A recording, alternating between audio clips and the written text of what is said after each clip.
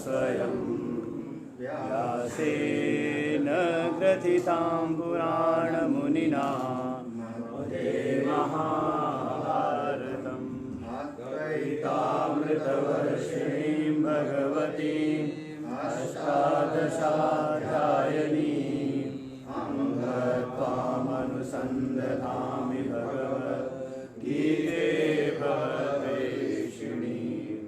नमोऽस्तुते व्यासविशालबुद्धे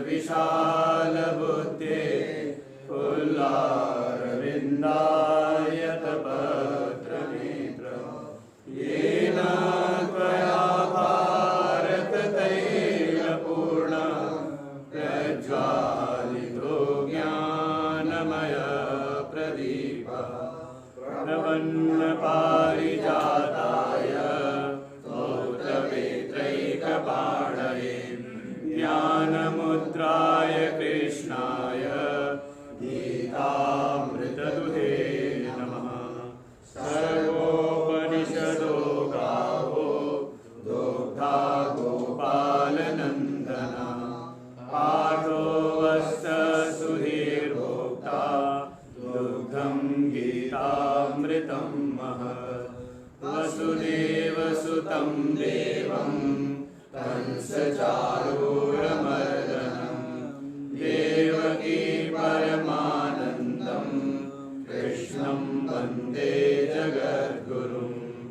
भीष्मद्रोणतटा जयद्रथजला गान्धारनीलोत्पला शल्यग्राहवती कृपेण वहनी कर्णेन वेला अश्वत्थामविकर्णघोरमकरा दुर्योधनावर्तिनी सोत्तीर्णा खलु पाण्डवैरणनदी कैवर्तककेशव पाराशर्यवच सरोजममलं गीतार्थगन्धोत्कटं नानाज्ञानककेसरं हरिकथा सम्बोधनाबोधितं। लोके सज्जनषट्पदैरहरः पेपीयमानं मुदा भूयात् भारतपङ्कजं कलिमल प्रध्वंसिना श्रेयसे। मूकं करोति वाचालं पङ्गुं लङ्घयते गिरिं यत्कृपातमहं वन्दे परमानन्दमाधवम्। यं ब्रह्मा वरुणेन्द्ररुद्रमरुता स्तुवन्ति दिव्यैस्तवैः वेदैः साङ्गपदक्रमोपनिषदैः गायन्ति यं सामगा। ध्यानावस्थिततद्गतेन मनसा पश्यन्ति यं योगिनो यस्यान्तं न विदुसुरासुरगणा देवाय तस्मै नमः।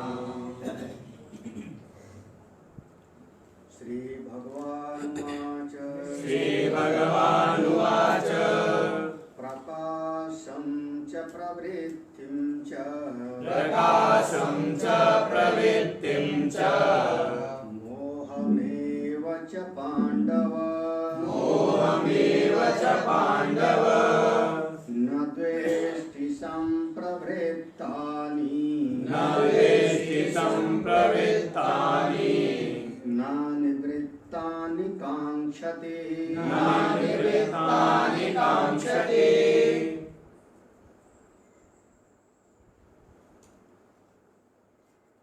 भगवत कृपा से श्रीमद् भगवद गीता का यह उपदेश अर्जुन को प्राप्त हुआ, जिसका हम लोग श्रवण करें, मनन करें। 3 गुण हैं, सत्वगुण, रजोगुण और तमोगुण। तीनों गुणों से हमारा ये शरीर, हमारा अंतःकरण, ये सब बना। वही तीनों गुण से ये सारा जगत पंच महाभूत का उसी तीनों गुण से बना। तो चूंकि तीनों गुण से पांचों महाभूत और ये सारा जगत बना, और उन्हीं तीनों गुणों से हमारा ये शरीर, इंद्रिय, अंतःकरण आदि बना, तो ये बाह्य जगत के जितने रूप, नाम आदि हैं वो हमारे अंतःकरण को प्रभावित करते हैं। क्योंकि कहते हैं ना, चोर चोर मुसेरे समान सी। बाहर का जगत त्रिगुणात्मक है और हमारा शरीर और अंतःकरण भी त्रिगुणात्मक है। तो जाने अनजाने, चाहते हुए भी न चाहते हुए भी यह बाह्य जगत की वृत्तियां आपके अंतःकरण में उदित होंगी। संप्रवृत्तानि, संप्रवृत्तानि माने आपके, हमारे साधक के अंतःकरण में बाह्य जगत से प्रभावित होकर वृत्तियां आकर के उठती। कैसी वृत्ति? तो पहली है कि प्रकाशम च, सत्गुणी वृत्ति। जब सत्गुणी वृत्ति उठती है तो नासमझ आदमी जो होता है वो क्या कहता है, जो ठीक ठीक चिंतन मनन नहीं किया है, वो कहता है मैं बहुत सुखी हूँ। वृत्ति उठी अंतःकरण में और उस वृत्ति के साथ तादात्म्य बना लिया, वृत्ति सारूप्यम, वृत्ति सारूप्यम हुआ। और फिर कहता है नहीं, मैं सब ठीक ठीक समझता हूँ, मुझको बहुत ज्ञान है, मैंने बहुत पढ़ा लिखा है। तो वृत्ति उठी सत्व गुणात्मक और उससे उसने अपने अहम को जोड़ लिया और उसके बाद फिर जीव बन गए, संसारी बन गया। फिर इसी जगत को लेकर के अंतःकरण में वृत्ति उठेगी रजोगुणात्मक की। तो रजोगुणात्मक वृत्ति उठेगी तो प्रवृत्ति होगी, राग होगा, द्वेष होगा, तृष्णा पैदा होगी और साथ ही फिर कभी कभी वृत्ति में आएगा मैं बहुत दुखी हूँ, मैं बहुत दुखी हूँ। कैसे? रजोगुणात्मक वृत्ति आई अंतःकरण में। तो अज्ञानी व्यक्ति इस वृत्ति के साथ तादात्म्य बना लेगा। जो असम्यक दर्शी है, जिसने ठीक ठीक शास्त्र का श्रवण मनन नहीं किया है, उस वृत्ति के साथ जुड़ जाएगा, वृत्ति सारूप करेगा और फिर कहेगा मैं बहुत दुखी हूँ, मैं बड़ा आसक्त हूँ, मैं बहुत रागी द्वेषी हूँ, और ये हो गया वो अज्ञानी। जो बाह्य जगत से तमोगुण का प्रभाव अंतःकरण में आएगा तो अंतःकरण में वृत्ति कैसे पैदा होगी? प्रमाद की, आलस्य की, मूढ़ता की। तो आदमी कहेगा मूढ़ो अहम, अब तो मैं मूर्ख हो गया हूँ, मुझको कुछ भी समझ में बात नहीं आती। तो वृत्ति उठती है अंतःकरण में और उस अंतःकरण की वृत्ति के साथ में यह अहम, मैं तादात्म्य कर लेता हूँ, तो वही जीव हो गया। जो त्रिगुणातीत है वो कैसा है? संप्रवृत्तानि न द्वेष्टि। संप्रवृत्तानि, अंतःकरण में तीनों प्रकार की वृत्तियां आती हैं। जब आती हैं तो उनका इन वृत्तियों से कोई द्वेष नहीं। ठीक है, आया राम गया राम रहे। हाँ, बिल्कुल उसी तरीके से समझना जैसे कि हमने कल दृष्टांत दिया घर का। या मान लो आप घर को, तो हमने हाँ कहा था, आप किसी के घर में चले गए अतिथि बन करके, मेहमान बन करके। आप 4 दिन के लिए गए हो मेहमान बन करके, उसके यहाँ कोई आयोजन है, आप उसमें सम्मिलित होने के लिए गए हो। अब उसके घर में कौन आता है कौन जाता है, इससे आप सुखी दुखी होगे क्या? कुछ लोगों से तो आपका परिचय नहीं है, कुछ लोग परिचय हैं तो केवल नमस्ते हो गई, किनारे। क्यों आया है इस घर में, कब तक रहेगा, क्या खाएगा पिएगा? आप तो खुद अतिथि बन के गए हो। जब आप अतिथि बन के गए हो तो उस मेजबान के घर में कौन आया कौन रहा, उससे आपका कोई लेना देना, ठीक है ना, समझो। और अगर लेना देना बन गया तो फिर आप उस घर के कहीं ना कहीं चित्त से जुड़ गए, चित्त से जुड़ गए। हाँ, फिर आप झंझट में पड़ जाओगे। तो ये शरीर रूपी घर में आप आए हो मेहमान बन के। हाँ, घर कौन सा है यहाँ पर? शरीरम गृहम। हाँ, क्या है? आत्मा त्वम गिरजामति। शरीरम गृहम। ये शरीर घर है आपका। और एक घर शरीर में आप बन के आए हो, मेहमान बन के, कितने दिन के लिए? 100 साल। अब जिंदा तो नहीं रहना 100 साल, लेकिन फिर भी कह लो 100 साल के लिए मेहमान बन के आए हो। और ये 100 साल के मेहमान बन के आए हो तो इस अंतःकरण में पराया घर है, मेरा घर नहीं है, हमको खुदे रहने को मिला है, थैंक्स, किसी ने रहने के लिए जगह दे दी है। तो इस अंतःकरण में कौन सी वृत्ति आई, कौन सी चली गई, इससे आपको क्या लेना देना? संप्रवृत्तानि न तिष्ठति। जो आता है उससे ज्ञानी व्यक्ति को कोई उससे द्वेष की वृत्ति नहीं है। आया राम। अच्छा, फिर जो आके बैठ गया, जो आके बैठ गया, आ गया अंतःकरण में, तो ये भी नहीं चाहता कि चला जावे, भाग भाग भाग भाग, ना निवृत्तानि कांक्षति। भगाने की भी आकांक्षा, साधक भगाने की आकांक्षा करता है। देखो ये सिद्धावस्था की बात है। सिद्धा अवस्था की जो स्थिति होती है वो साधक के लिए उपाय होता है। सिद्ध महापुरुष जैसा व्यवहार करते हैं साधक के लिए वही साधना होती है। तो ये साधक की नहीं बल्कि सिद्धावस्था की बात। साधक क्या करता है? अपने अंतःकरण की वृत्तियों को थोड़ा बदलता है। आज तमोगुणी है तो इसको रजोगुणी बना लेंगे, रजोगुणी है तो इसको सत्वगुणी बना लेंगे, सत्वगुणी होगा तो इसमें से भी कामना आकांक्षा को किनारे करके हम त्रिगुणातीत हो जाएंगे। साधक के भीतर होता है, यहाँ लक्षण है किसका? सिद्ध त्रिगुणातीत का। तो सहज है उसके भीतर, तो उसके भीतर किसी प्रकार की कोई भगाने की, किसी वृत्ति को भगाने की चाह, और जिस वृत्ति को हम भगाना चाहते हैं अनजाने उसके साथ हम चिपक जाते हैं। वो दृष्टांत सुना होगा ना कि वो मंत्र सिद्ध करने के लिए महात्मा जी का बंदर मत सोचना। ये अनेक बार सुना होगा ना कि महात्मा जी ने मंत्र दिया, सिद्ध हो जाएगा, 40 दिन जाप करना, जब जाप करना तो बंदर का चिंतन मत करना। आप जब मना कर दिया तो जब जब जाप करने बैठे तब तब उसके मन में ही, अब बंदर को भगाते भगाते भगाते भगाते फिर बंदर में ही उसका चिंतन हो गया ना, बंदराकार वृत्ति हो गई। फिर तो जब हम किसी वृत्ति को बहुत ज्यादा भगाने का प्रयास करते हैं तो उस वृत्ति के साथ ही हमारा तादात्म्य हो जाता है और फिर उससे हम सुखी दुखी होने लगते हैं। तत्ववेत्ता की स्थिति है अंतःकरण ना मैं हूँ ना मेरा है। अंतःकरण से मैं पृथक दृष्टा हूँ। यदा दृष्टा अनुपश्यति, जब दृष्टा को इससे अलग देख लेता है तब अंतःकरण में जो वृत्ति आती है आवे, जो वृत्ति जाती है जावे। एक बात तो पक्का है, कोई वृत्ति ज्यादा देर टिकती ही अभी तक नहीं टिकी है। कोई वृत्ति जो है 10 मिनट टिकी है, कोई 5 मिनट टिकी है, कोई 1 सेकंड 2 सेकंड टिकी है, कोई किसी से लड़ाई हो गई तो दिन भर टिकी है, लेकिन ज्यादा दिन तक कोई वृत्ति टिकती उठती ही नहीं। तो ऐसी वृत्ति में फिर क्या हो जाएंगे? फिर बोले अब जब व्यवहार होगा, ये उनकी स्वरूप में स्थिति है त्रिगुणातीत।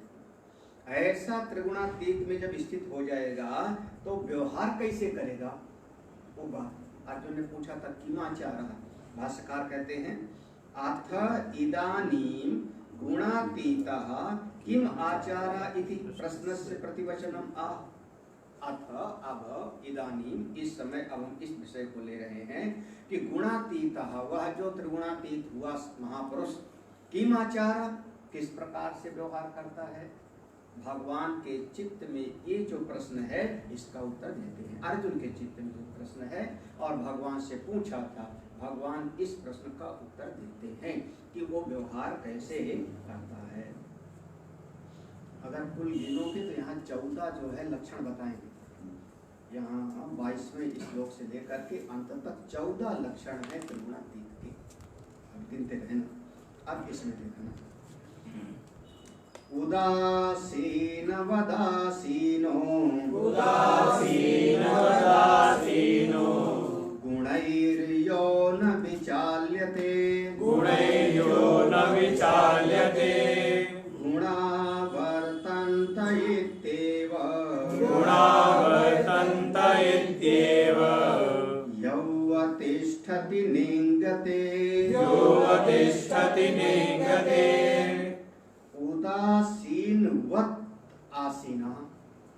उदासीन के जैसे, उदासीन के जैसे अपने स्वरूप में बैठा रहता है महापुरुष। आसीना माने अपने स्वरूप में स्थित रहता है। तो जब अपने स्वरूप में स्थित हो गया तो जैसे कोई तपस्वी है, जंगल में चला गया, तपस्या करने लगा, घोर तपस्या मनु महाराज कर रहे हैं नैमिषारण्य में। वहां तो ऐसा वर्णन आता है कि पांव के अंगूठे पे खड़े होकर तपस्या कर रहे, शत्रुपा के साथ। तो जब तपस्या कर रहे हैं तो आंधी भी आ रही है, बरसात भी हो रही है, ओले भी पड़ रहे होंगे, सर्दी आई चली गई, गर्मी आई चली गई, लेकिन वो अपनी जगह पर ज्यों के तो बाहर की आंधी तूफान से वो विचलित गुणैः यौना याह गुणैर ना विचाल्यते। ऐसे महापुरुष गुणों के द्वारा कभी चलायमान नहीं होते। ये तीन गुण वाले आए, सत्गुण वाला आया, रजोगुण वाला आया, तमोगुण वाला आया, उससे कभी वो विचलित नहीं। क्यों? उदासीन आसीन, बिल्कुल उदासीन के जैसे। ये इसी से तो एक संप्रदाय चल पड़ा, उदासीन संप्रदाय। अच्छा, फिर उस समय विचार क्या होता है? ऐसे मान लो महापुरुष अपने स्वरूप में बैठे, महापुरुष अपने स्वरूप में बैठे हैं या तपस्या कर रहे हैं। उस समय के बाहर का आंधी तूफान आया, कोई दुष्ट आदमी आया गाली देने लगा, कोई अच्छा आदमी आया फूल माला पहनाने लगा, महाराज तपस्या कर रहे हो, फल खा लो। उस समय दृष्टि क्या होती है उनकी? गुणा वर्तन्ते इति एव।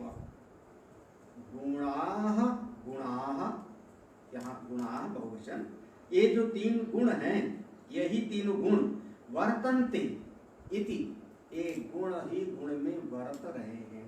ये इसके भीतर सात्विक गुण था तो इसने आके फल खिलाया, सेवा किया। ये रजोगुणी था तो आकर के हमारा कमंडल चुरा ले गया। ये तमोगुणी था तो आकर के हमको जो है बाधा डाली मेरी साधना में, हमारे अंतःकरण में वृत्ति आ गई, सत्वगुणी वृत्ति आ गई, देखो मैं कितना बढ़िया तपस्या कर रहा हूँ। रजोगुणी वृत्ति आ गई अंतःकरण में, कहाँ फंसा पड़ा हूँ, चलो कुछ रुपये कमाएं, दुकानें करें। तमोगुणी वृत्ति आ गई कि सो जाएं चलो, तो अंतःकरण में भी वृत्ति आ रही, बाहर से भी, दोनों तरफ से, बाह्य जगत से भी वृत्तियां आई रही, अंतःकरण में भी प्रभाव डाल रहे। और उस समय वो अपने स्वरूप में ज्यों का त्यों रहता है। समझता क्या है? गुणा वर्तन्ते इति, सब गुण ही आपस में व्यवहार करें। इसके पहले आया था ना, गुणा गुणेषु वर्तन्ते इति मत्वा न सज्जते, गुणा गुणेषु वर्तन्ते, बिल्कुल वही है, गुणा वर्तन्ते इत्येव। यह अवतिष्ठते, यह अवतिष्ठते, जो पूरा अपने स्वरूप में अवस्थित है, और ना इंगते, ना इंगते, इंगत माने चलायमान, विचलित होना, अपने स्वरूप से कभी भी विचलित, अपने स्वरूप से ठीक है। आंधी आई चली गई, तूफान आया चला गया, तो प्रशंसा आई वो भी चली गई, प्रतिष्ठा आई वो भी चली गई। कितना आसान सा है, अपने स्वरूप में बैठे, हाँ जी कहते रहो, बैठो अपने ठाव, बस ठीक है महाराज। बोले तुम बहुत बुरे हो, बोले हाँ जी गुरु बहुत बुरे हो, अब बताओ क्या करना है। किसी ने कहा तुम बहुत अच्छे हो, हाँ जी बहुत अच्छे हैं, ठीक है, जैसा भी तुम्हारी दृष्टि है। किसी ने कहा तुम बहुत जो है गए गुजरे हो, हाँ जी बहुत गए गुजरे हैं, अब बताओ आपको क्या करना है। हम बहुत गए गुजरे हैं, बताओ आपको क्या करना है। आपके यहाँ हम महात्मा हैं, तुम महात्मा हो, आप भिक्षा मांगने जाना तुम्हारा अधिकार है, आप भिक्षा मांगने जा सकते हो, आप मत देना। हम बहुत बुरे हैं, मत देना, हम बहुत खराब हैं, मत देना, यही तो है ना। तुमने कहा आप बहुत अच्छे हो, तो ठीक है थोड़ा भोजन करा देना, यही तो है ना। हम अपनी अवस्था से क्यों विचलित हों, अपनी अवस्था से क्यों विचलित, अपनी स्थिति से कभी भी विचलित होना। ये पूरा वही 12वें अध्याय में भी यही आया था, यही सब अदृष्टा सर्वभूतानां इत्यादि में, फिर स्थित प्रज्ञ में भी यही आया था। यौन हृष्यति न द्वेष्टि न शोचति कांक्षति सुखासुख इत्यादि, ये तो 12वें अध्याय में था। वहाँ पर था दुखेषु अनुद्विग्नमनाः सुखेषु विगत स्थित है ना, दुखेषु अनुद्विग्न, चलो भाषते तू। उदासीनवत, जो पहला शब्द है उसका अर्थ करते हैं भाषकर। उदासीनवत यथा उदासीनो न कस्यचित् पक्षम भजति तथा अयम गुणातीतत्व उपाय मार्गे अवस्थित आसीन आत्मविद गुणैः यः सन्यासी न विचाल्यते विवेक दर्शन अवस्थातः। एक एक शब्द पर ध्यान देना। उदासीनवत माने, उदासीनवत पहला अर्थ यथा जैसे, उदासीन इस जगत में हम किसी को कहते हैं बहुत उदासीन है। उदासीन माने क्या? ना कस्यचित् पक्षम भजति। दो व्यक्ति हैं, दो व्यक्ति हैं, एक व्यक्ति लाठी लेकर के उसको मारने जा रहा है, उसको मारने जा रहा है, और वो व्यक्ति उसको गाली दिए जा रहा है। यही बात है, एक व्यक्ति का जबान चल रही है, दूसरा व्यक्ति लातों से उसको मार रहा है, और आप चुपचाप बैठे देखते हो, किसी का पक्ष नहीं। संभव है क्या? ना कस्यचित् पक्षम भजते। अगर आपने कहा ये क्यों मार रहा है, तो आप जो है उस मार खाने वाले के पक्ष में चले गए, उसके पक्षी बन गए। अगर कहा क्यों मार रहे हो, तो जो मार खा रहा है उसके पक्ष में चले गए, यही ना। और अगर आपने कहा क्यों गाली दे रहा है, तो आप जो पीट रहा है उसके पक्ष में चले गए। वादी या प्रतिवादी? हाँ, क्या हुआ? नहीं समझ आ रहा है? ये दोनों का नाम है पक्षी। या तो आपने न्याय का पक्ष लिया या तो अन्याय का पक्ष लिया, यही ना। पक्ष माने विभाग, तो दो ही विभाग है, या तो न्याय का और या तो अन्याय का। और कोई भी पक्ष लोगे तो आप पक्षी बन गए, और फिर उससे आपका अंतःकरण प्रभावित हुए बगैर नहीं रहेगा। और रामायण की भाषा में तो इसको कहा चंडाल पक्षी। सपदि होय पक्षी चंडाल, ऐसे कहा था। सपदि होय पक्षी, एक पक्ष का आग्रह है तुम्हें ना, एक पक्ष का आग्रह है, दुराग्रह है, तो तुम जाओ वैसे पक्षी बन जाओ। क्यों पक्ष ले? महापुरुषों के जीवन देखा जाता है, महापुरुषों के जीवन ऐसा देखा जाता है, ना इस पक्ष में ना उस पक्ष में। ठीक है। ना कस्यचित् पक्षम भजते, बहुत बढ़िया है, बहुत सुंदर है। ना कस्यचित् पक्षम भजते, किसी का पक्ष नहीं है। हाँ, एक उदासीन बहुत बड़ी बात है, बहुत बड़ी बात है। ना तो आपको श्रेष्ठ का पक्ष लेना है, ना निकृष्ट का। देखो, समाज सुधारक जो है वो श्रेष्ठ का पक्ष ले रहे हैं, ये त्रिगुणातीत का लक्षण।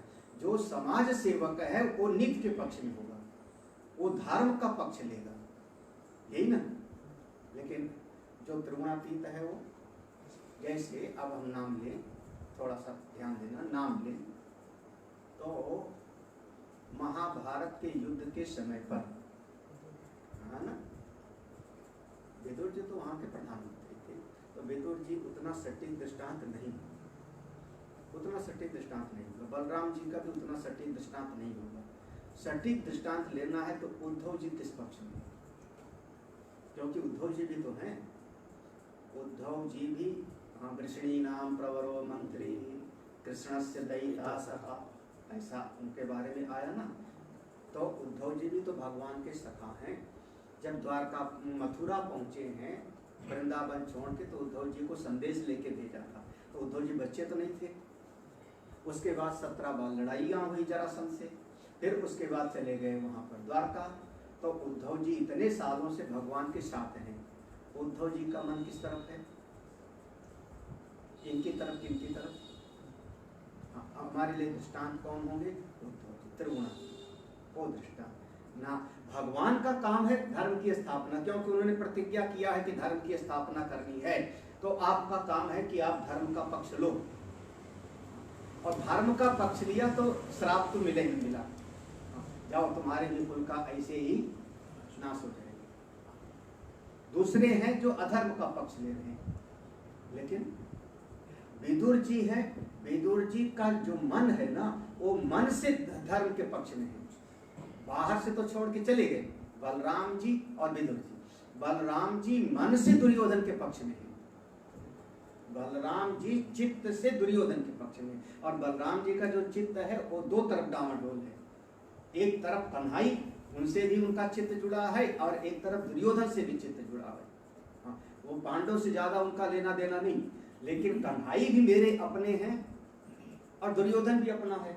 तो दुर्योधन मेरा शिष्य है, अगर कन्हई के साथ खड़ा होऊंगा तो अपने शिष्य के खिलाफ लड़ना पड़ेगा, दुर्योधन के खिलाफ, जिसको मैंने पढ़ाया सिखाया है। और अगर शिष्य के साथ खड़ा हूं तो कन्हई अपने भाई से युद्ध करना पड़ेगा। तो उन्होंने अपना तरीका अपनाया, मैं जा रहा हूं यात्रा पे। हाँ, तो उनका चित्त जो बलराम का चित्त है, देखो उद्धव के चित्त से और विदुर के चित्त की तुलना करना आप, तो उद्धव का चित्त त्रिगुणातीत का है, लेकिन जो विदुर जी का चित्त है वो धर्म का पक्ष में है, चित्त धर्म के पक्ष में है, बाण नहीं चला रहे हैं। लेकिन उनका मन तो, जैसे आप सड़क पर वही दो आदमी लड़ रहे हैं, तो आप मन से आपने कहा हाय हाय बहुत बुरा कर रहा है, पीट रहा है, देखो कमजोर आदमी को उठा के दही मारा, पटक दिया, तो आप अंदर से तो किसके पक्ष में चले गए? जो मार खाने वाला उसके पक्ष में चले गए ना। तो अब आप उदासीन नहीं, उदासीन नहीं। एक बिल्ली आई और झपट्टा मार के कबूतर को पकड़ा, आपका चित्त क्या है? हाय हाय हाय हाय, देखो एक जीव मर गया, बस अब आप जो है, अब आप उदासीन नहीं हो। उदासीन मान ली, बिल्कुल बैठे रहो। जीवो जीवस्य, बहुत बढ़िया ये गुण है, संभवता कोई बिरला इसको ला सकता है। ना कस्यचित पक्षम भजते, किसी का भी पक्ष वो नहीं लेता, ना तो न्याय का ना तो अन्याय का, ना अपनों का ना परायों का, किसी का भी पक्ष नहीं।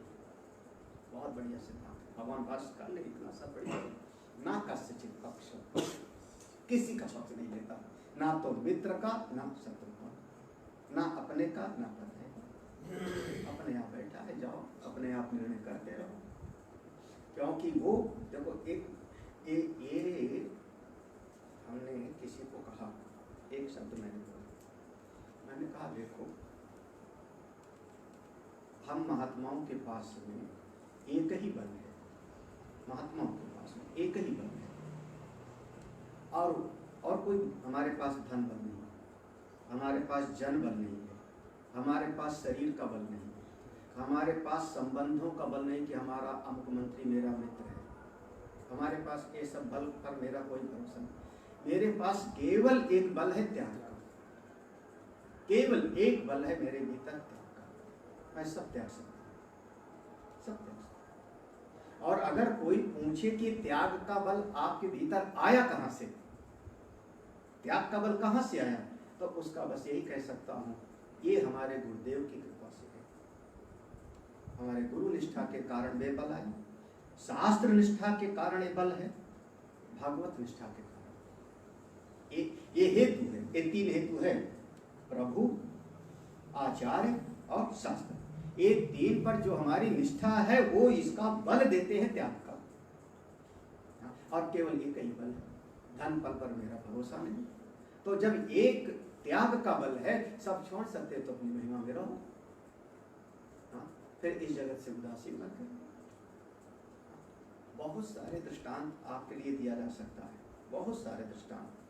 अब सीधा कहूं तो जो कि गुरुदेव वशिष्ठ हैं तो अयोध्या के वो कुल पुरोहित हैं, कुल पुरोहित हैं तो उनका चित्त कहीं ना कहीं जुड़ा हुआ है, तो कभी कभी उनके मन में दुख होता है, भले ब्रह्मवेत्ता हैं लेकिन मन में आता है, सुनो भरत भावी प्रबल बिलख कहो मृना, ऐसे है ना, बिलख कहो। लेकिन विश्वामित्र वो भी ब्रह्मर्षि हैं, अत्रि ऋषि, उनको भी पता है कि भगवान प्रकट हो गए हैं, उनको भी पता है।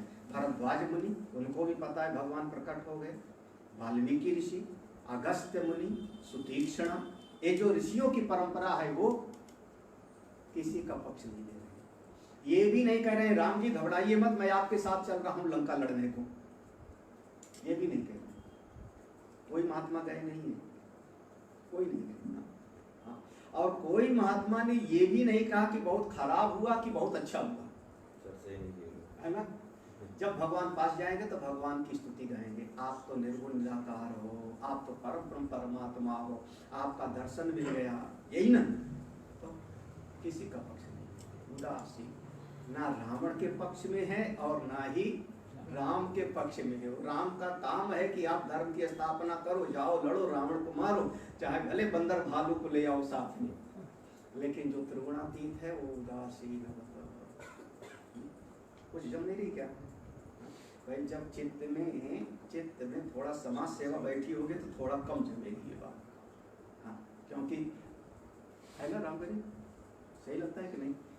कुछ करना चाहिए समाज के लिए, कुछ करना चाहिए। हाँ, स्वयं के लिए उदासीन रहेगा। हाँ, स्वयं के लिए उदासीन रहेगा। हाँ, स्वयं वही देखो, मैंने इसलिए शुरुआत में कह दिया, बाहर से प्रभाव आता है तो भी, और उसके स्वयं के अंतःकरण में तीनों प्रकार की वृत्ति उठती है, सत्व गुणात्मक, रजो गुणात्मक, तमो गुणात्मक, तब भी वो उदासीन है ना द्वेष्टि संप्रवृत्तानि ना निवृत्तानि। तो उसके स्वयं के अंतःकरण में उठ रहा है, तब वो जानता है ना कि ये प्रकृति का हिस्सा है, तीनों गुणों से बना है, तो अंतःकरण तीन प्रकार की वृत्ति आई, इस वृत्तियों से उदासीन है।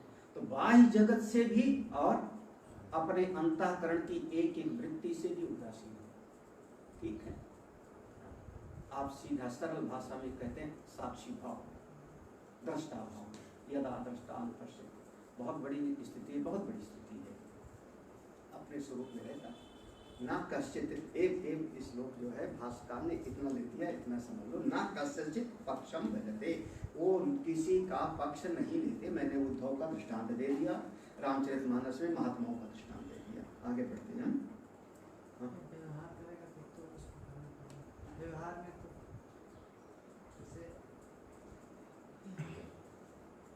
व्यवहार में किसी का पक्ष नहीं, यथा योग्य, उसको कहते हैं यथा योग्य। जैसे अब कोई संत हैं, अपनी कुटिया में बैठे, तो 10 शिष्य उनके पास आए, तो सबसे उदासीन है, लेकिन उनको ऐसा लगा कि ये वाला शिष्य है, इसको कल से जो है हम तत्वमसी को उपदेश करें, तो दूसरे दिन तत्वमसी को उपदेश कर दिया। कोई दूसरा आया तो उनके चित्त में लगा कि ये जो इस लायक है कि इसको 32 साल आश्रम की सेवा कराएं, तो उन्होंने कहा 32 साल आश्रम की सेवा करना, फिर लौट के आना, पूछना, तो हमको आता होगा तो मैं बताऊंगा। याद है ना? फिर कुछ और शिष्य आए, 6 ऋषियों लोग आए, पूछा उनसे, महाराज ऐसा हमको जानना है, कुछ प्रश्न है। तो उन्होंने कहा ठीक है, 1 साल सेवा करिए आश्रम की, तब हम तुमको बताएंगे। तो देखो, अब उनके भीतर किसी से भेद बुद्धि नहीं है, वो क्या है, यथा योग्य। वो समझते हैं अभी 1 साल और सेवा करे तो अंतःकरण शुद्ध होगा, अभी ये 32 वर्ष सेवा करे तो अंतःकरण शुद्ध होगा, इसका अंतःकरण पूरी तरह से शुद्ध है, अब कल ही तत्वमसी का उपदेश इसको। तो ये उनके भीतर किसी का पक्ष नहीं है। वो कैसा व्यवहार हुआ, यथा योग्य व्यवहार, जो जिस योग्यता से है उसके साथ वैसे। अब अंतःकरण, अब जैसे अंतःकरण अशुद्ध है, वो अपने यहाँ पर एक कहानी नहीं सुना कि कुएं में वो कुत्ता मर गया, ये सुना होगा कहानी? कुएं में कुत्ता मर गया, तो उसमें चाहे जितना जंतर मंतर करो, जब तक वो कुत्ता नहीं निकलेगा तब तक वो पानी की बदबू नहीं मिटेगी। आप उसमें बढ़िया से बढ़िया इत्र फुलें डाल दो तो भी वो पानी ही शुद्ध नहीं। अभी जब तक अंतःकरण अशुद्ध होता है तो आदमी करता क्या है, अब उपनिषद पढ़ करके वो इत्र फुलें डाल रहा है, अंदर वाला मरा पुरता कुत्ता हो निकालता नहीं, तो कैसे ज्ञान होगा? तो वो ऋषि ने कहा 32 साल सेवा करो। 32 साल की सेवा करके आए, दोनों प्रणाम किया, उन्होंने एक बात बता दी, उसके बाद वो एक तो खुश होकर चला गया, दूसरा आया, कहा अभी कुछ जमा नहीं, उनका फिर 32 साल सेवा कर। याद है कौन थे वो? याद है ना? इंद्र और विरोचन। तो विरोचन तो वापस चले गए, इंद्र फिर से आते हैं, तो उनको 105 साल सेवा कराते, 104 साल, 32 और फिर जो है 5 साल सेवा कराए। तो अब जिसकी चित्त की स्थिति जैसी होती है वैसे व्यवहार करते हैं। अब वही है, इसमें पक्ष नहीं।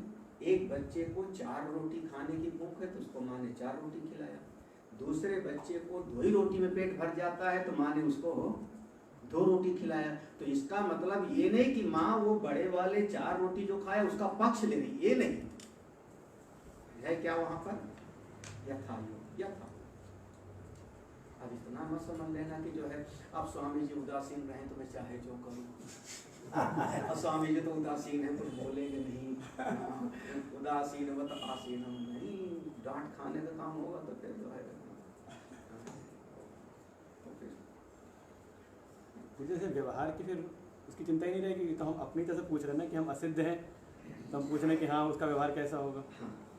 ये तो साधक पूछ रहा है ना, तो स्वयं से स्वसंवेद रहेगा वो तो। हाँ, अपने उसमें जो सब कुछ करते हुए भी तो स्वसंवेद है। वो तो फिर एक स्थिति हो गई कि नहीं किंचित करोमिति युक्तो मन्ये, वहाँ तो वृत्ति जानी चाहिए कि वो क्या करें क्या नहीं करें, तो वैसे जो कर रहे हैं सब अच्छा ही कर रहे हैं। हाँ बिल्कुल, वो तो सारी सृष्टि में फिर वो प्रकृति कर रही, जो हो रहा है ठीक हो।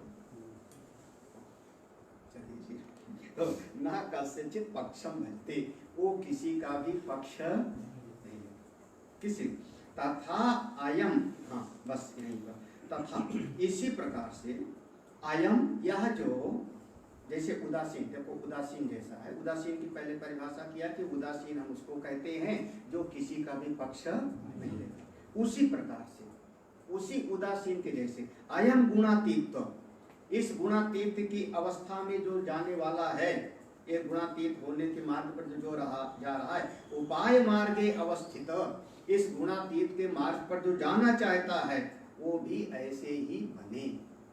जैसे उदासीन रहता है, किसी का पक्ष नहीं लेता, ऐसे जो त्रिगुणातीत की अवस्था पर जाना चाहता है वो भी यही अपने जीवन में उपाय मार्गे, यही उसके जीवन में उपाय है।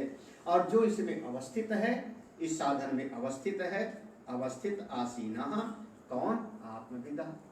आत्मविदा देखो सीधे कह दिया आत्मविद है। ऐसा महापुरुष गुणई ही, यह सन्यासी ना विचार, गुणई गुणों के द्वारा ये सन्यासी, देखो भाष्यकार ने जो है यहाँ पर एक तरीके से 3 यहाँ विशेषण दिया साधक का। गुणातीतत्व उपाय मार्गे अवस्थित, गुणातीतत्व के उपाय मार्ग में जो स्थित हो गया है, मतलब मैं त्रिगुणातीत की अवस्था का अनुभव करूंगा, ये पहला विशेषण हो गया। लक्ष्य का दृढ़ निश्चय। दूसरे आत्मविदा, आत्म स्वरूप को थोड़ा थोड़ा समझता है, परोक्ष ज्ञानी। आत्मविदा माने परोक्ष ज्ञानी पूरा का पूरा। और सन्यासी कौन है? वो ऐसणात्रय संन्यास्त है, उपाय के मार्ग में पूरी तरह से दृढ़ है, वो ना विचार लेते, वो कभी विचलित क्यों? विवेक दर्शन अवस्था था, क्योंकि उसके जीवन में विवेक दृष्टि है, विवेक दृष्टि में जो है स्थित है। इसलिए नीचे का पैराग्राफ देते हैं, नीचे की पंक्ति का अर्थ करते हैं। तद एतत् स्फुटीकरोति, इसी बात का और व्याख्यान किया जा रहा है। स्फुटीकरोत माने और ज्यादा विस्तार से समझाया जाता है। तद एतत्, जो ऊपर के पैराग्राफ में बताया, इसी बात को और विस्तार से समझाया जा रहा है। गुणा, इस श्लोक में गुणा शब्द है, गुणा का अर्थ करते हैं कार्य कारण विषयाकार परिणता अन्योन्य अस्मिन् वर्तन्ते इति यह अवतिष्ठति। गुणा, गुणा माने वो प्रकृति के 3 गुण, प्रकृति के 3 गुण सत्व रज और तम, वो तीनों गुण कारण थे, मूल रूप से वही तीनों गुण कारण थे। और उन्हीं तीनों गुणों से बना क्या? फिर 5 महाभूत, आकाश वायु अग्नि जल पृथ्वी, 5। तो 5 महाभूत हो गए कार्य और तीनों गुण हो गया कारण, है ना? ठीक है। फिर उसके बाद क्या हुआ कि उन्हीं 5 महाभूतों से फिर और बना हमारा ज्ञानेंद्रियां कर्मेंद्रियां, तो ज्ञानेंद्रियां कर्मेंद्रियां सब हो गई कार्य और 5 महाभूत हो गया कारण। फिर उन्हीं 5 महाभूतों के पंचीकरण के द्वारा मिश्रण से बना हमारा ये शरीर, तो शरीर हो गया कार्य, ठीक है ना? शरीर। तो ये जो कार्य कारण की परंपरा से चलता रहता है, इसी का नाम है कार्य कारण परंपरा। भाष्यकार ने यहाँ पर शब्द लिया कार्य करण, कारण नहीं लिखा, लेकिन कार्य कारण विषयाकार परिणता। कारण माने, अब बार बार हमने समझाया, कार्य माने शरीर, कारण माने सूक्ष्म शरीर, 19 अंगों वाला है ना। कार्य माने स्थूल शरीर, कारण माने सूक्ष्म। ये जो कार्य कारण संघात बना हुआ है, शरीर स्थूल और सूक्ष्म, ये वही तीनों गुण इस रूप में आके बन गया है। कार्य कारण विषयाकार परिणता, विषयाकार परिणता माने जैसे कल परसों भी हमने चर्चा किया था, याद होगा, मिट्टी ही घड़े के रूप में बन गई है, जैसे दूध ही दही बन गई, ऐसे वो तीनों गुण ही इस स्थूल और सूक्ष्म शरीर के रूप में बन गए। इससे अलग नहीं है वो तीनों गुण, तो तीनों गुण इस रूप में बन गया है। हमने शुरुआत में इस विषय को थोड़ा सा टच किया था कि सारा जगत तीनों गुण से बना है, तो हमारा अपना शरीर भी, ये भी तीनों, तो वो तीनों गुण उपादान कारण है, ये भी बताया था। उपादान कारण कार्य में हमेशा अनुसूत होता है, व्याप्त होता है, तो इसमें तीनों गुण समाया हुआ है। तो अन्योन अस्मिन वर्तन्ते, तो ये तीनों गुण आपस में व्यवहार करते हैं। सत्व गुण आपको रजोगुण में ले जाएगा, रजोगुण आपको तमोगुण में ले जाए, फिर तमोगुण से आप जो है सत्वगुण में चले आओगे। कभी कभी सो के उठे तो लगा कि थोड़ा ध्यान कर ले, तो लगातार ये तीनों गुण आपस में एक दूसरे में व्यवहार करते रहते हैं, ऐसा दृढ़ निश्चय है। गुणा वर्तन्ते इत्येव माने गुणा, ये शरीर और इंद्री आदि के रूप में जो वो तीन गुण बने हैं, वही तीन गुण ही अन्योन अस्मिन, आपस में एक दूसरे में वर्तन्ते इति यह अवतिष्ठति, ये आपस में ऐसा काम करते रहते हैं जो ऐसा निश्चय करके स्थित है अपने स्वरूप। अब ऐसा निश्चय करके स्वरूप स्थित है, सब आपस में प्रकृति कर रहे हैं। फिर किसी को दूसरी भाषा में भगवान ने कहा प्रकृति क्रियमाणानि कर्माणि, ऐसे कहा। फिर स्वभावस्तु प्रवर्तते, ये सारे सब करने वाला वो कर्ता भाव झूठा है, वो बार बार प्रसंग में आया ना कि क्षेत्रज्ञ जब अविद्या से युक्त हुआ तो कर्तृत्व भोक्तृत्व आता है, अविद्या मिटी तो कर्ता भोक्ता कहीं है नहीं, क्षेत्रज्ञ ही फिर ईश्वर, क्षेत्रज्ञम चाति है ना। फिर कर्ता कहाँ है, कर्ता है नहीं, जड़ शरीर करता है नहीं, और क्षेत्रज्ञ जो क्षेत्र करता नहीं, क्षेत्रज्ञ भी करता नहीं। क्षेत्रज्ञ बना, क्षेत्रज्ञ अविद्या के कारण करता भोक्ता बना था, मान लिया कि सब गुण गुण अपने आनंद, वो त्रिगुणात्मक है। यहाँ एक थोड़ा व्याकरण की बात आ रही है, ये जो अवतिष्ठति श्लोक में है ना, यह अवतिष्ठति, अवतिष्ठति ये जो श्लोक में है, ये होना चाहिए जब अपने लिए प्रयोग होता है तो आत्मनेपद में होता है ना, और जन सामान्य के लिए प्रयोग होता है तो परस्मै में। यहाँ ये परस्मै पद में है, हाँ परस्मै, विचाल्यते आत्मनेपद में है, ध्यान से देखना, तो विचाल्यते आत्मनेपद में है, ना इंगते आत्मनेपद में है। जब ये दोनों आत्मनेपद में है तो यौ अवतिष्ठते आत्मनेपद में होना चाहिए, क्योंकि दो जगह पर आया कि जैसे पठति, पठति, पठता, पठति, ये परस्मै पद में है, आत्मनेपद में पठ्यते, पठ्यते, पठ्यन्ते, हाँ तो ऐसा रूप है। तो फिर तो आत्मनेपद में यानी अपने लिए, तो यहाँ पर एक भाष्यकार कहते हैं यहाँ जो चूंकि दोनों में विचाल्यते और ना इंगते, यहाँ दोनों जगह पर आत्मनेपद है, तो यहाँ अवतिष्ठति, यहाँ भी आत्मनेपद होना चाहिए। यहाँ पर ऐसा भगवान ने परस्मै पद में अवतिष्ठत लिख दिया है, तो उसको कहते हैं छंद, छंदो भंग भयात परस्मै पद प्रयोग।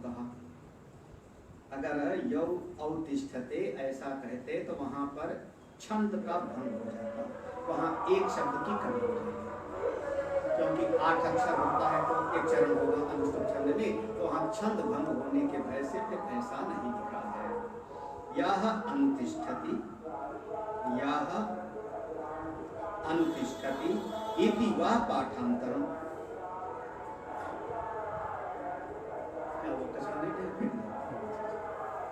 यह अनुतिष्ठति, अनुतिष्ठति माने ऐसा कहीं दूसरे पोथी में ऐसा लिखा है, यह अनुतिष्ठत इति वा पाठांतरम, यहाँ जो अवतिष्ठत लिखा है ना, किसी और पोथी में पाठ भेद, किसी और प्रेस के ग्रंथ में अनुतिष्ठत लिखा है, तो ऐसा भी उस यानी भगवान भास्कर के समय में कई कई पाठ भेद रहा होगा, तो ऐसा वर्णन आता है, उससे कोई ज्यादा अंतर नहीं, अर्थ में कोई अंतर नहीं है।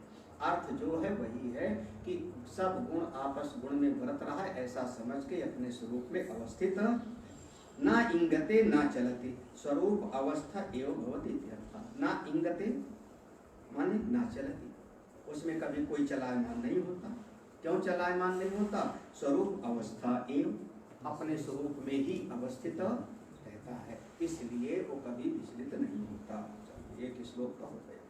किंच, अब और देखो, किंच माने अभी और है।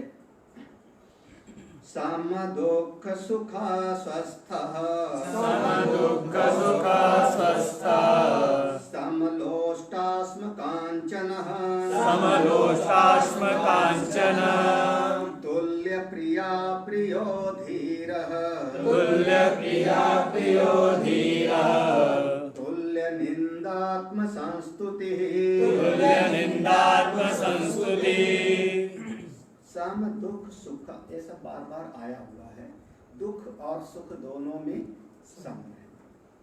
दुख और सुख, ज्यादातर दुख और सुख का हमने बहुत बार समझाया होगा, अनुकूल परिस्थिति का नाम ही सुख है और प्रतिकूल परिस्थिति का नाम ही दुख है। ऐसा अनेक बार कहा है ना। तो परिस्थितियां हमको बाहर से मिलती है, परिस्थिति हमको हमेशा बाहर से प्राप्त हो रही। तो बाहर से अनुकूल परिस्थिति हुई तो आपके अंतःकरण में सुखाकार वृत्ति पैदा हुई, और बाहर से प्रतिकूल परिस्थिति हुई तो अंतःकरण में दुखाकार वृत्ति पैदा हुई। वो दोनों अवस्थाओं में उसका मन बिल्कुल सम माने बिल्कुल बराबर। दुख आया तो हाय हाय नहीं मचाया, सुख आया तो हर्ष में फूल नहीं गया, मस्त रहता, शांत, ठीक है।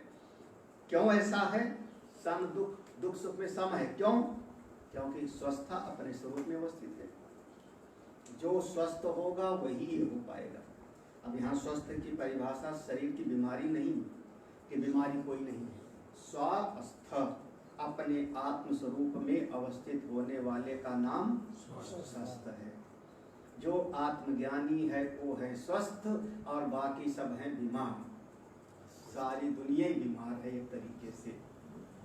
साम, अरे अभी अभी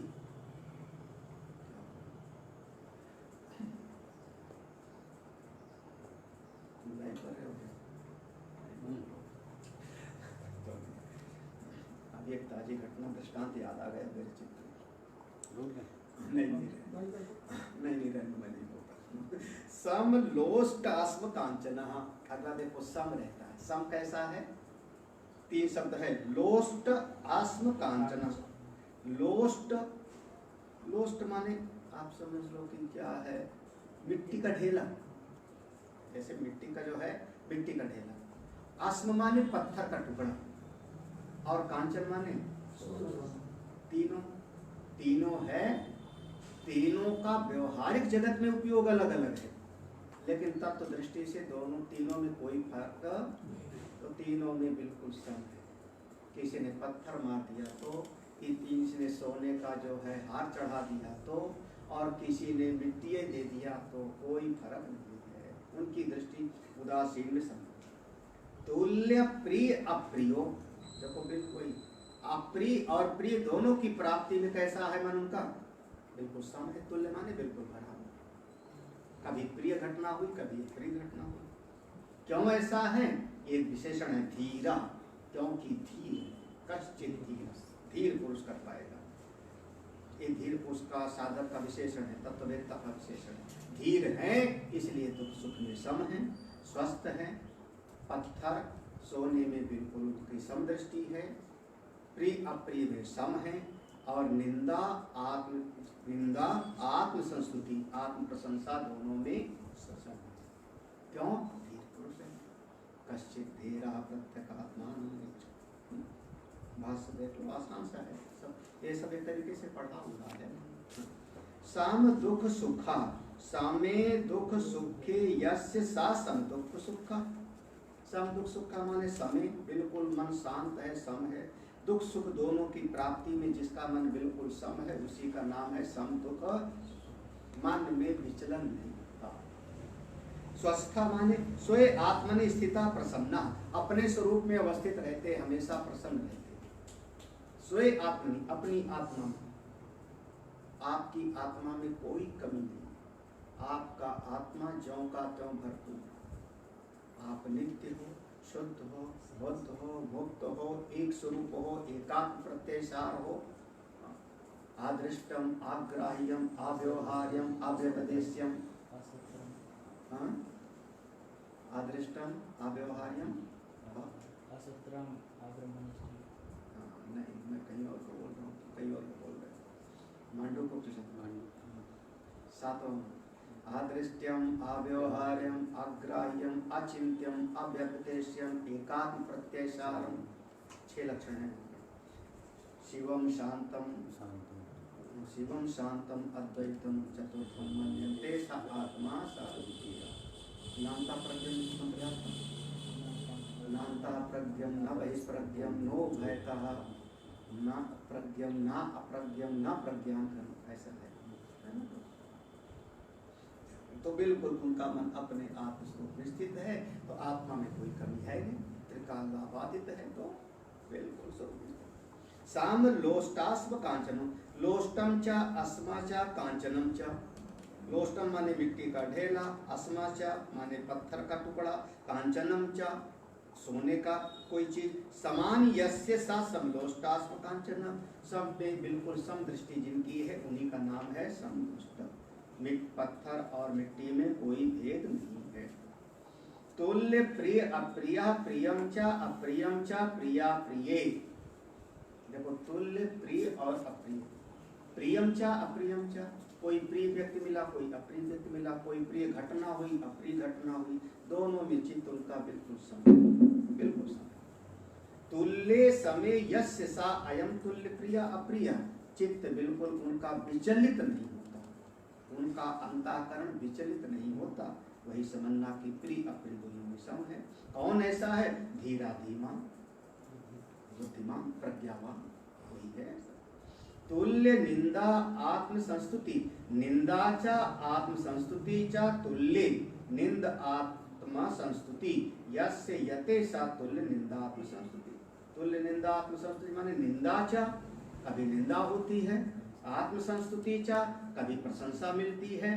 तुल्य निंदा दोनों में उनकी दृष्टि सम रहती है। यस्य जिसकी ऐसी दृष्टि है, सा तुल्य निंदा आत्म निंदा प्रशंसा सुख। गोस्वामी लिखा सुख दुख सरिस प्रशंसा गाय। सुख दुख सरिस प्रशंसा गाय, ऐसा उन्होंने सब बिल्कुल समदृष्टि वाला है। ठीक है। एक शब्द में कहा जाए कि जगत ये द्वंद्वात्मक है, जगत सारा द्वंद्वात्मक है। यहाँ दो दो का जोड़ा है ना? उत्पत्ति है तो प्रलय है, जन्म है तो मृत्यु है ना? भूख है, प्यास है, हानि है, लाभ है, विजय है, पराजय है, सुख है, दुख है, यही है ना? तो ये जगत पूरा का पूरा द्वंद्वात्मक है। ये सारे द्वंद्वों में जिसका मन बिल्कुल स्वस्थ रहता है, समझना वही गुणातीत है, वही स्थित प्रज्ञ है, वही भगवान का परम किंचा। फिर से भगवान कहते हैं किंचा, और भी एक बात है। तो अगला श्लोक सामने बढ़ते हैं। मूल बात यही ध्यान में रखना कि सारा जगत भी तीनों गुणों से बनता है ना? हमारा कार्यकरण संघात भी, शरीर इंद्रियां अंतःकरण भी तीनों गुणों से बने। तो तीनों गुणों का प्रभाव जगत से और अंतःकरण में आता जाता बिल्कुल। बाहर के व्यवहार से अंतःकरण में कभी प्रकाश, कभी प्रवृत्ति, कभी मोह, सत्वगुणी, रजोगुणी, तमोगुणी, और कभी कभी बाहर की परिस्थिति की याद करके अंतःकरण में वृत्ति पैदा हो जाएगी। जो भी वृत्ति पैदा होती सबके दृष्टा बने। सबसे बढ़िया उदासीन बत आसीन गुणैर्यो न विचार्यते गुणावर्तन्ते इत्येव यौवतिष्ठति नेन्द्रिये। एक श्लोक तो याद हो गया, तुम लोगों को पढ़ा।